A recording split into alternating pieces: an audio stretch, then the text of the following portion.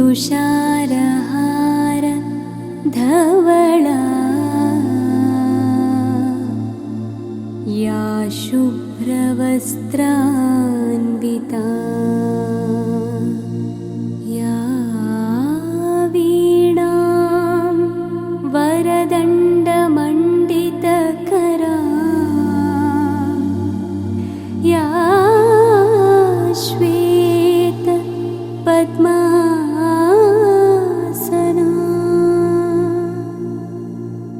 या ब्रह्माच्युत शङ्कर प्रभृतिभिर्देवैः सदा पूजिता। పూర్వ విద్యార్థుల ఆత్మీయ సమ్మేళన కార్యక్రమం అనేది చేసుకోవాలని గత 1 మంత్కి అనుకోవడం జరిగింది. కాబట్టి ఈరోజు ఆ కళ నెరవేరిందని మేము అనుకుంటున్నాము. అదేవిధంగా ఆ కార్యక్రమానికి విచ్చేసినటువంటి ముఖ్య అతిథి అయినటువంటి రామకృష్ణారెడ్డి గారు గ్రామ సర్పంచ్ గారిని వేదికను అలంకరించాలని కోరుచున్నాం. పరమేశ్వర దేవి మేడం గారిని కూడా వేదికను అలంకరించాలని కోరుచున్నాము. ప్రతాప్ సార్ గారిని కూడా వేదికను అలంకరించాలని కోరుచున్నాము. అదేవిధంగా రజనీ మేడం గారిని కూడా వేదికను అలంకరించాలని కోరుతున్నాం. సీన్ సార్ని కూడా వేదికను అలంకరించాలని కోరుతున్నాం. హిందీ భాషా పండితులైనటువంటి మహేంద్రమణి మేడం గారిని కూడా వేదికను అలంకరించాలని కోరుచున్నాము. హనుమంత్ సార్ గారు వేదికను అలంకరించాలని కోరుచున్నాము.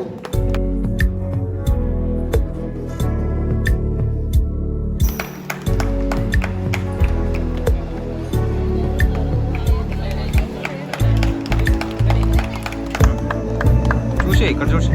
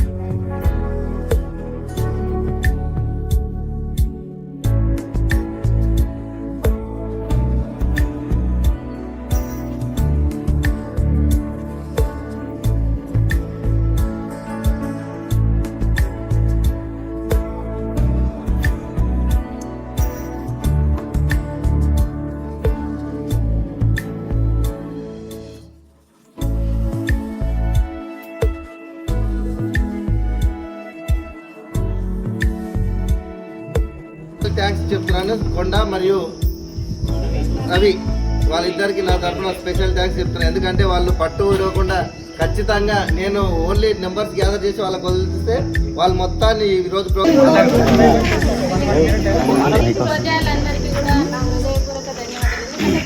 మేడం వాళ్ళు ఎంత ఇబ్బంది ఉండే కూడా మన కోసం వచ్చిందంటే వాళ్ళకు చాలా చాలా థ్యాంక్స్ చెప్తున్నా.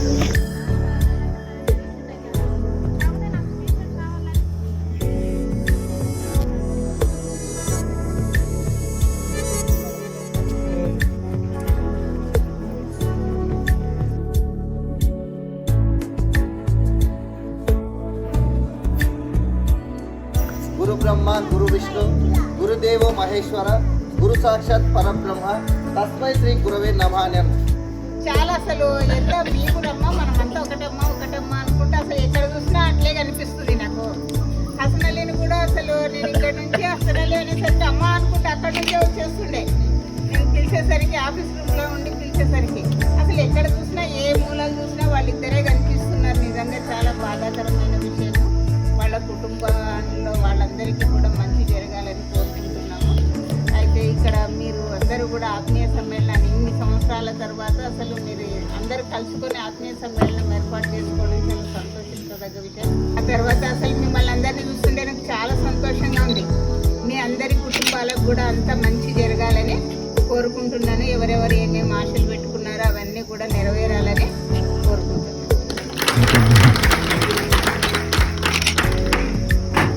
నెక్స్ట్ సీన్ సార్ గారిని మాట్లాడాల్సిన కోరుతున్నాం.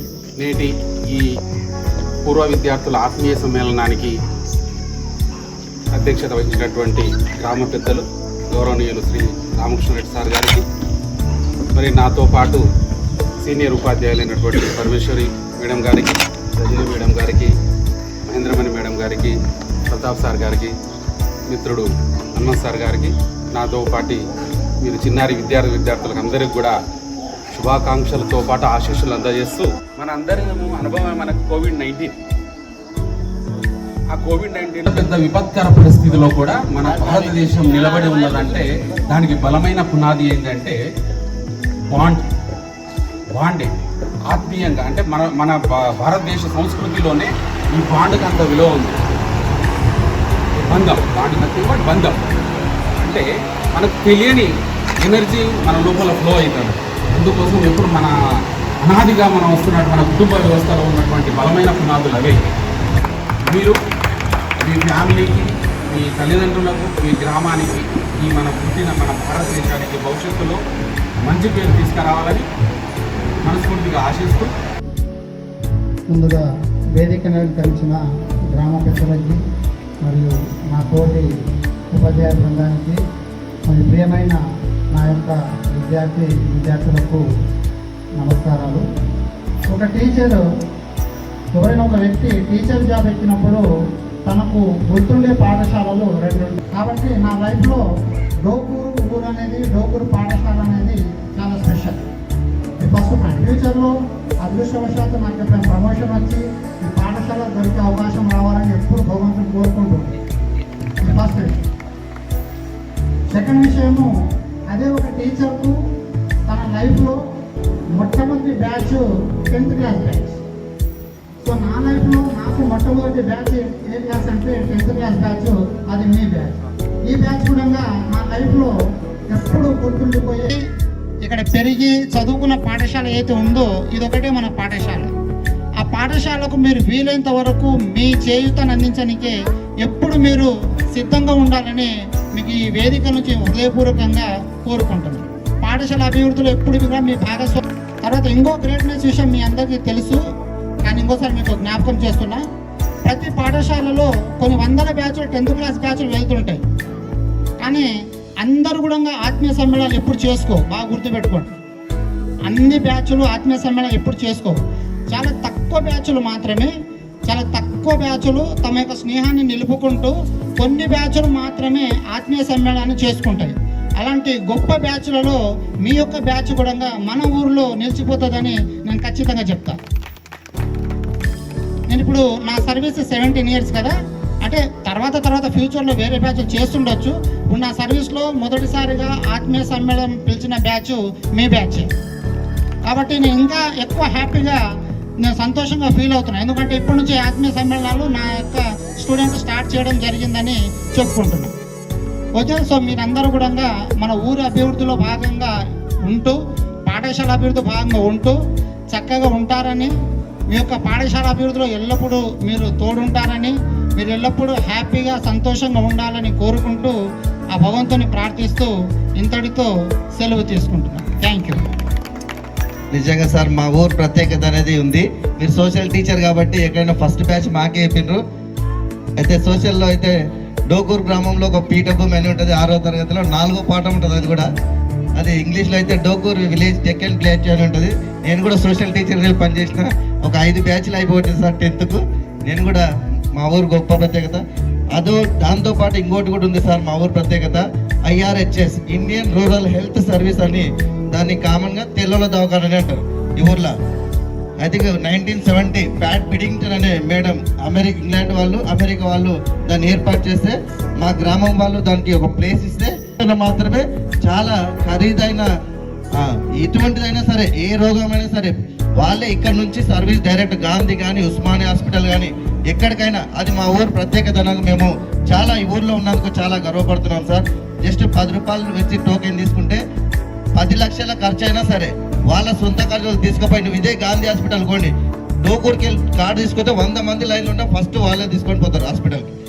నీ ఉస్మానియాకి తీసుకోండి, నిమ్స్ ఎక్కడికైనా తీసుకోండి. ఇది మా ఊరు ప్రత్యేకత అని చెప్పుకుంటానికి చాలా గర్విస్తున్నాము. Thank you sir. ఇప్పుడు ప్రతాప్ సార్ గారిని మాట్లాడాల్సిన కోరుతున్నాం. అయితే నేను 2002లో ఇక్కడికి రావడం జరిగింది.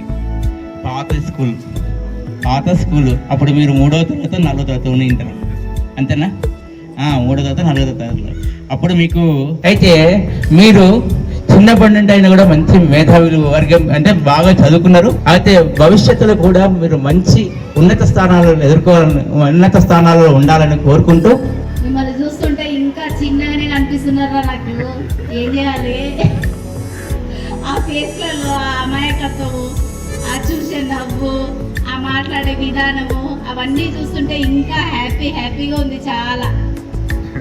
కానీ మీరు మీకంటూ ఒక గోల్ పెట్టుకొని పెళ్లి చేసుకున్నారు కదా ఆల్రెడీ. సామరస్యంగా సానుకూలంగా ఆ సమస్యను ఎదుర్కొనే ధైర్యము ఆడపిల్లలకు ఉండాలి, మగపిల్లలకు కూడా కంపల్సరీగా ఉండాలి. ఎందుకంటే ఆడపిల్లలు ఏమి తక్కువ కాదు, మగపిల్లలేమి ఎక్కువ కాదు, ఇద్దరు కూడా సమానమే.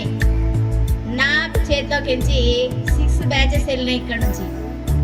అయితే ఇక్కడ ఈ బ్యాచ్ పిల్లలంటే చాలా చాలా ఇష్టం నాకు. అసలు ఎంత ఇష్టం అంటే ఆ పిల్లల పేర్లు ఇట్లా మైండ్లో తిరుగుతుంటాయి నాకు. వీడు అని. అయితే ఆ పిల్లలు ఏమైందో మరి, ఎంత ఎక్సలెంట్గా చదివేటటువంటి పిల్లలు ఏదో చిన్న జాబులు చేసుకోవడం ఏందనేది చాలా పరిశ్రమ అనిపించింది నాకు. మంచి పిల్లలు, మంచి ఎక్సలెంట్ చదివే పిల్లలు మంచి జాబులు కొట్టి మంచి ఉన్నత స్థానంలో ఉంటారనుకున్నా, ఏదో మనకు చుట్టుముట్టు ఉండేటటువంటి పరిసరాల ప్రభావం మన మీద ఎక్కువగా పడుతుంటుంది. అందుకని మనము ఎవరి దగ్గర మాట్లాడినా మన చుట్టుముట్టు ఉన్నటువంటి కావలసింది మాత్రమే మనకు తీసుకోవాలి. మనకు అనవసరమైన విషయాన్ని తీసేసేయాలి. ఎలా?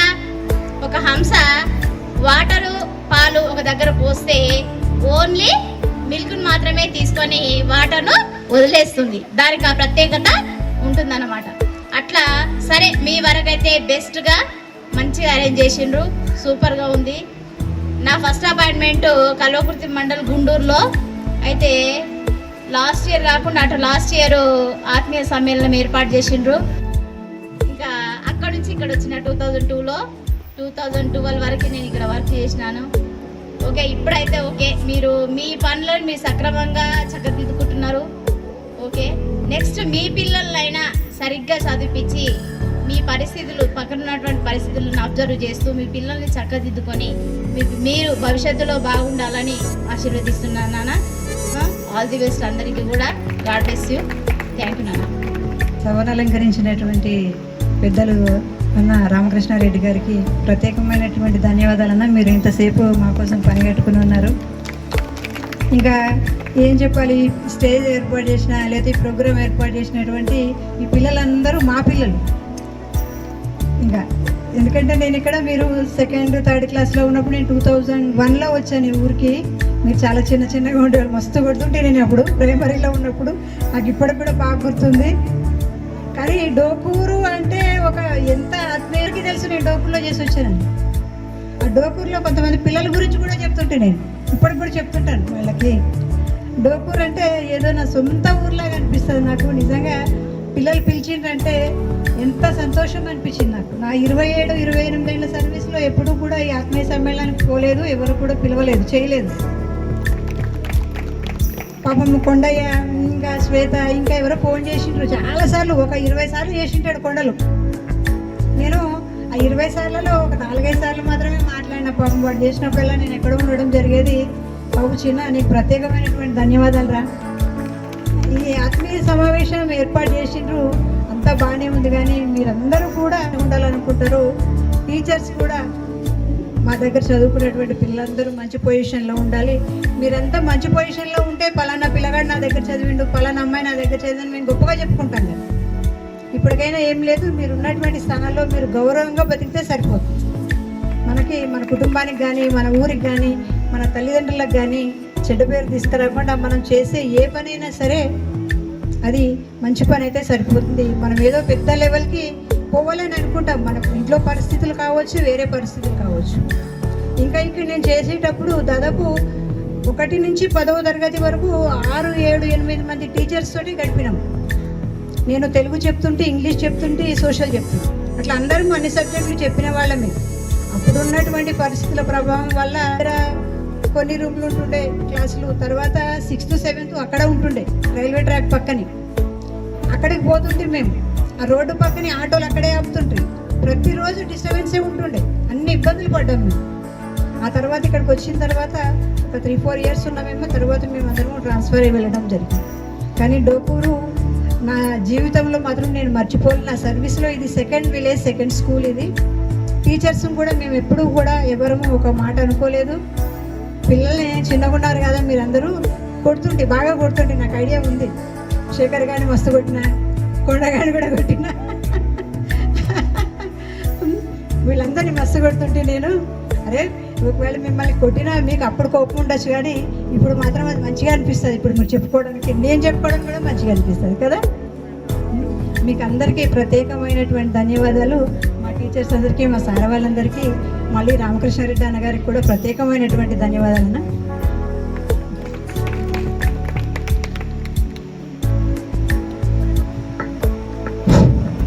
కొట్టడం అంటే ఒక చిన్న విషయం గుర్తొచ్చింది మేడం మాకు కూడా. అప్పుడు శ్రీనివాస్ సార్ గారు మమ్మల్ని బయట కూర్చోబెట్టి చదివిపిస్తున్నాడు. బాలచంద్ర అన్న వచ్చినప్పుడు, బాలచంద్ర అన్న వస్తే ఈ గొడుగు కొండగాడు వీడి గొడుగులు ఊకుంటారా, ఆ చిన్న రాళ్ళు తీసుకొని కాళ్ళకేసి ఎక్కినారు. ఎక్కితే డైరెక్ట్ బాలచంద్ర రూమ్లో రిజిస్టర్ పెడుతుంటే బాలచంద్ర అన్న కిటికీ దాడుతుంటే కిటికీలు ఇటు చూసుకుంటూ వస్తుండే. కొండ మరి వాళ్ళు చంద్రన్న అనే వరకు అట్లా చూసుకొని డైరెక్ట్ మళ్ళీ వస్తే శ్రీన్ సార్ మేము బయట మొత్తం లైన్ నిలబెట్టిండు. నిలబడి చదువుని రానాడు. చదువుని అంటే చదువుదామని మేము అనుకున్నాం, కానీ బాలచంద్ర ఇన్ని కట్టెలు తీసుకొని వచ్చిండు డైరెక్ట్ బయటకు. కానీ కొట్టిండు చూడు మేడం, ఆ రోజు మాత్రం మా జీవితంలో మర్చిపోలేము. ఆ కొట్టుకోవైతే మాత్రం నేను ఆ లాస్ట్ నుండి ఫస్ట్ ఇద్దరికే కట్టెలు 3 ఇరిగినాయి. ఆ లాస్ట్ నుండి ఇక్కడ నుంచి అక్కడ లాస్ట్ జంప్ అయినా. ఫస్ట్ నేను బాగా తెలుగుంటే ఎప్పుడైనా కూడా ఆ కట్టెలు ఇరిగే వరకే లాస్ట్లో నాకు వరకు వచ్చి కింద అయింది కట్టే. ఆ రోజు మాత్రం మేము బాగా గుర్తుపెట్టుకున్నాము. కలిసి ఒకటే లోపల బాయ్స్ మొత్తం బయట ఉన్నాం, మామూలు కొట్టలేదు సార్ అయితే ఆ రోజు. ఓకే సార్, ఇప్పుడు సర్పంచ్ గారిని మాట్లాడాల్సిందే కోరుచున్నాం. ఈరోజు పూర్వపు విద్యార్థి ఆత్మీయ సమ్మేళనానికి నాకు అధ్యక్ష స్థానం కల్పించినటువంటి మీ విద్యార్థులందరికీ నా హృదయపూర్వక ధన్యవాదాలు తెలుపుతూ, మరియు వేదిక మీద ఉన్న టీచర్స్కి అందరికీ నా కృతజ్ఞతలు తెలుపుతున్నాను. ఎందుకంటే మీరు కోరిన వెంబడే వాళ్ళు వచ్చి ఈ ప్రోగ్రామ్ను నిర్వహించినందుకు. మరియు ముఖ్యంగా ఏంటంటే మీరు ఆ బ్యాచ్ అప్పుడు దాదాపు నేను ఎంపీటీసీ ఉండొచ్చు, యజ్ఞగోపాల్ ఆయన సర్పంచ్ ఉండే, నేను సర్పంచ్ ఉండా. కాబట్టి ఇది మంచిగా వీక్ అయితే టీచర్స్కి ఎప్పుడు ఆనందంగా ఉంటుందంటే, మనము వాళ్ళు విద్య బోధించిన విద్యార్థులు అందరూ ఏదో ప్రయోజకులు అంటే ఏదో పెద్ద స్థానాలు అయితేనే అని కాదు, ప్రయోజకులు అయ్యేది సమాజానికి మంచి ఉపయోగపడుతుంటే వాళ్ళకి మధ్య సంతోషంగా ఉంటుంది. మరియు మనం ఏంటంటే ప్రతి ఒక్కరము అందరము చదివిన వాళ్ళు అందరము ఏదో పెద్ద జాబులు వేస్తాము, లేకపోతే పెద్దగా సంపాదిస్తాం అనేది కాదు. కొందరు సంపాదించవచ్చు, కొందరు పెద్ద జాబులు చేయొచ్చు. కానీ ఈరోజు ఇక్కడ ఉన్న వాళ్ళంతా మామూలుగా ఏదో తక్కువ చదివినా తక్కువ ఉన్నా కూడా వాళ్ళు మనస్ఫూర్తిగా ఈరోజు ఈ ఆత్మీయ సమ్మేళనం జరుపుకుంటున్నారంటే వీళ్ళకి అభినందించు. చాలా మంది ఆత్మీయ సమ్మేళనం చూసినా కూడా నేను కూడా ఏంటంటే గొప్ప నౌకర్లు చేసుకుంటూ గొప్పగా సంపాదించిన వాళ్ళందరూ ఆత్మీయ సమ్మేళనం చేసుకొని ఏదో దవలు చేసుకొని చూసినాను. కాబట్టి మీరు ఈ తక్కువ ఉన్నా కూడా సరే ఈరోజు మీరు ఈ ఆత్మీయ సమ్మేళనం చేసుకుంటున్నట్టే గర్వంగానే ఉంది నాకు. మరియు మనకు ఈరోజు మనము ఎంత చదివినామో ఎంత సంపాదించినది ముఖ్యం కాదు. మనం ఎంత చదివినా ఎంత సంపాదించినా ఈరోజు సమాజానికి మనము ఏ విధంగా ఉపయోగపడుతున్నామో, మన కుటుంబాలకు ఏ విధంగా ఉపయోగపడతాం, మనం ఏ విధంగా బాధ్యతగా ప్రవేశిస్తాం అనేది ముఖ్యంగా ఉంటుంది. కాబట్టి మనము ఏంటంటే మనం ఇప్పుడు సమాజంలో కొన్ని చూస్తున్నాము, ఆ విధంగా కాకుండా మనము మన బాధ్యతను ప్రవర్తించి మన కుటుంబాలకు కానీ మనం చేసుకున్న ఫ్యామిలీలకు కానీ ఇబ్బంది కలగకుండా ఉండాలనేది నా కోరిక. అయితే మేము కూడా ఏం చేసినాం, మేము కూడా కొందరు మా బ్యాచ్లో మేము రాజకీయంలో వ్యవసాయం స్థిరపడ్డా కూడా రాజకీయంలో కూడా కొన్ని విలువలతో కూడా రాజకీయమే చేస్తున్నాం. మేము కూడా రాజకీయాలు అందరూ డబ్బులకు అమ్మడం పోయి దానికి దీనికి అమ్మడబోతున్నారు. ముఖ్యంగా ఏంటంటే నేను ఎంపీటీసీ ఉన్నప్పుడు ఈ ప్రస్తుత రేవంత్ రెడ్డి గారు ఆ రోజు ఎమ్మెల్సీకి పోటీ చేసిండు. ప్రస్తుతం ఇప్పుడు మన ముఖ్యమంత్రి గారు ఆ రోజు ఎమ్మెల్సీగా పోటీ చేసాం, నేను ఎంపీటీసీగా ఉంటా. ఆయన ఇండిపెండెంట్ డబ్బులు ఇప్పించిన, కానీ ఆ రోజు నన్ను కూడా తీసుకున్నా, నేను కూడా తీసుకుంటే నేను డబ్బులు తీసుకుని ఓటేయలేదు. నేను ఫ్రీగానే ఓటేస్తానే ఉద్దేశంతో నేను ఓటు ఆ విధంగా చేయాలని చెప్పి నేను ఫ్రీగానే ఆయనకు ఓటేసిన. ఆ రోజు ఆయన ఎమ్మెల్సీ చేసినాము. ఆయన ఈరోజు ముఖ్యమంత్రి హోదాలో ఉన్నాడు. మరి ఇంకొకటి మనకు గౌరవించదగ్గ విషయం ఏంటంటే ఆ రోజు దినం కాకుండా ఈ రోజులో కూడా ప్రస్తుతం మన ఎంపీటీసీ యజ్ఞగోపాల్ రెడ్డి గారు ఈ రోజు మొన్న వచ్చిన ఎమ్మెల్సీ అవకాశాలు అందరూ వినియోగించుకున్నారు. అందరూ ఎంత డబ్బులు తీసుకోవాలని తీసుకున్నారు. దాదాపుగా చిన్న మొత్తం కాకుండా 8-10 లక్షల వరకు తీసుకున్నారు ఒక ఎంపీటీసీ.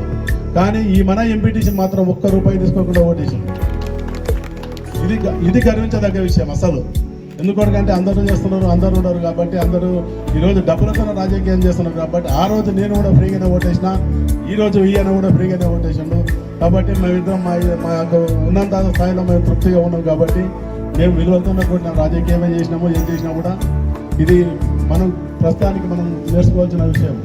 మీరు కూడా ఏంటంటే మీరు కూడా సరే ఇంతవరకు ఏం చేసిండో ఇప్పటి నుంచి అయినా గ్రహించి మీ బాధ్యతను వివరించి మీరు బాధ్యతగా ప్రవర్తించగలరని నా యొక్క మనవి చెప్తూ ఈ ఉపన్యాసం. ఇక్కడ మన పాఠశాలకు సంబంధించి ఎప్పుడైనా ఫ్యూచర్లో మీరు మళ్ళీ ఆత్మీయ సమావేశం పెట్టుకుంటే, ఇంతకుముందు హనుమంత్ సార్ అన్నట్టుగా పాఠశాల అభివృద్ధికి సంబంధించి ఎటువంటి సహాయ సహకారాలు అందించడానికి మేమందరము కూడా ముందుకొస్తాము. తప్పనిసరిగా పాఠశాలలో ఏ ప్రోగ్రాం అయినా సరే ఎటువంటి సహకారం కావాల్సిన మేమందరము కూడా వస్తామని తెలియజేస్తున్నాం. అందరి తరఫున తెలియజేస్తున్నాం. ఓకే, వాళ్ళకి సంబంధించిన సందేశాన్ని అందరూ మంచిగా ఇచ్చారు. ఫైనల్గా చిన్న ఒక విషయం,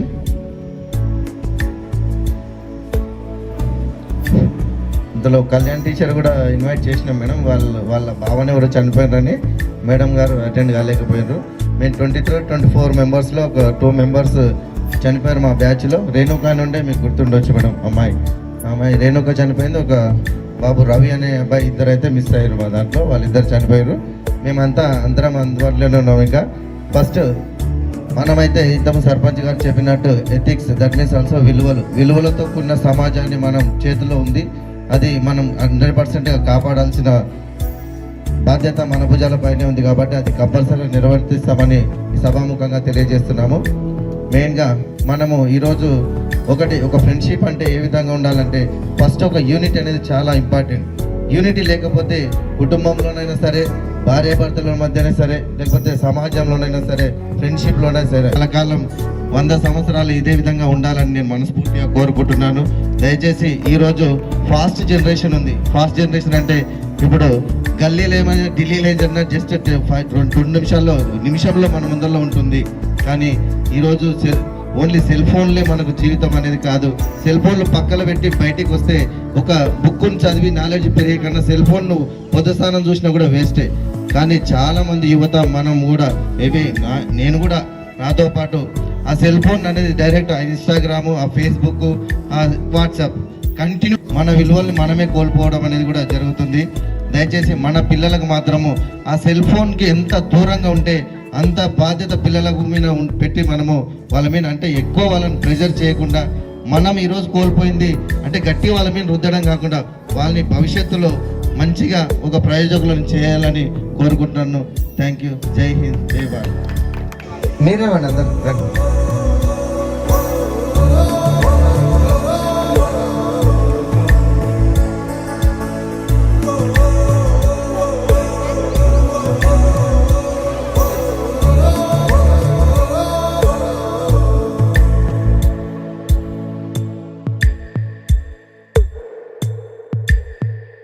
అమ్మ ఒడిలో లేని పాసం నేస్తమల్లే అల్లుకుంది. జన్మకంతా తీరిపోని మమతలెన్నో పంచుతోంది. మీరు మీరు నుంచి మన స్నేహ గీతం ఏరా ఏరాల్లోకి మారే. మోమాటాలే లేని కళెజాలు వారే. ఒంటరైనా ఓటమైనా వెంట నడిచే నీడ నీవే.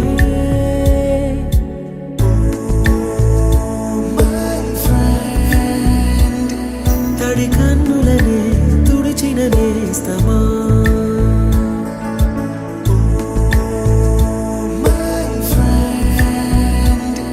పొడి తుడుకులలో నిలిచిన స్నేహమా.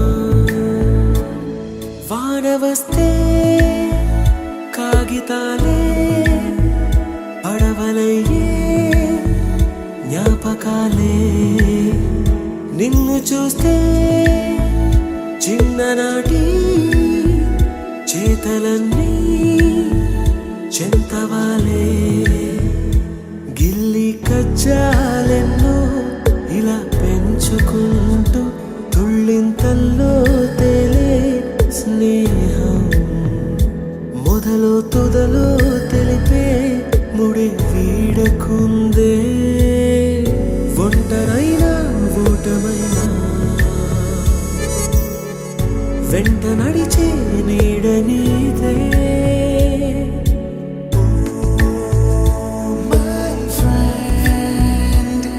తడి కన్నులనే తుడిచిన నేస్తమా.